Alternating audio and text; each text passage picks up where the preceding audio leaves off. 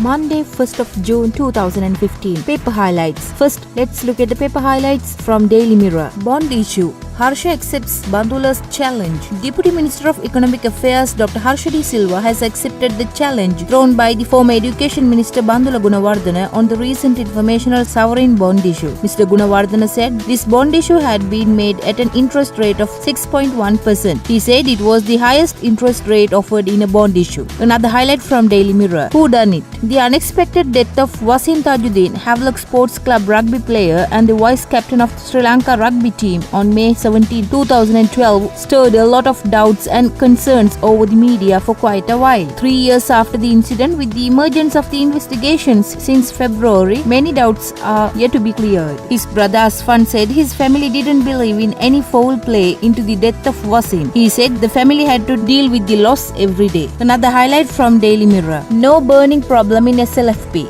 Chandrika. There was no big problem in the SLFP as some had purported could split the party, former President Chandrika Bandaranaike Kumaratunga said. Addressing the SLFP members at a meeting in Kandy on Saturday, the former president said that some are trying to split the SLFP again as it was done in 1980 and again 2001 when some helped Ranil Wickremesinghe to topple my government. We should not be discouraged. Another highlight from Daily Mirror. UNP has no moral right to disregard electoral reforms. Opposition leader Nimal Siripal De Silva said yesterday that a political party had a moral obligation not to abdicate its responsibility to enact electoral reforms in the form of 20th Amendment to the Constitution. Issuing a statement, Mr. De Silva said the people would at the next election teach a lesson to the politicians and parties trying to scuttle the enactment of the 20th Amendment. Another highlight from Daily Mirror. Electoral reforms. UNP sticks to 225 MPs. Amid uncertainty over the changes in the electoral system which are to comprise the 20th Amendment to the Constitution,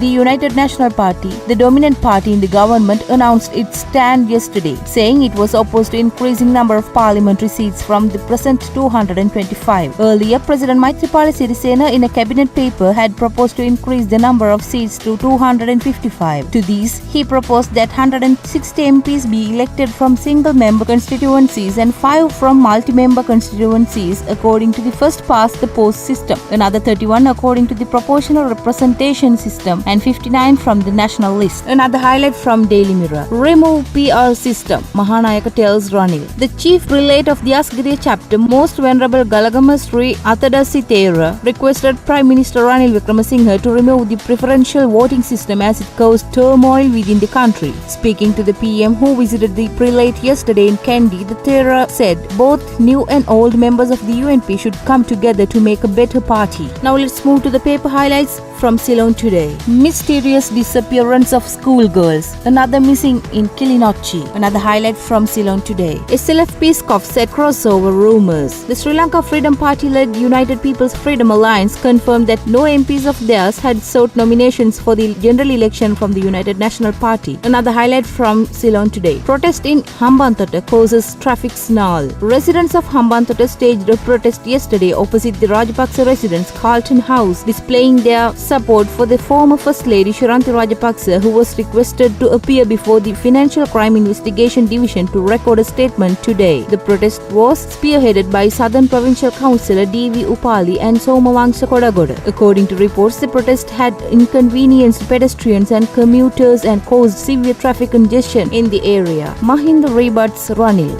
Former President Mahinda Rajapaksa yesterday rejected allegations made by Prime Minister Ranil Wickremesinghe, saying that Rajapaksa has misused rupees 28 million rupees earmarked for road projects, for helicopter rides and providing free meals to people. Another highlight from Ceylon today. US Secretary of State's bicycle accident. Kerry stable. US Secretary of State John Kerry is in stable condition in a Geneva hospital after being injured in an accident while bicycling near Quinzier, France, his spokesman said on Sunday. Now let's move to the paper highlights from Daily News. Rupees 28 billion pilfered. No roads built. Money used for other purposes. purposes. Prime Minister Ranil Wickremesinghe on Saturday alleged that former President Mahinda Rajapaksa, as Highways Minister, had obtained a 55 billion rupees loan from the National Savings Bank to construct 28 public roads in 2014. But the report handed over to me informing the details of the road construction work says that 28 billion rupees had been spent on other work within the Highways Ministry, he said.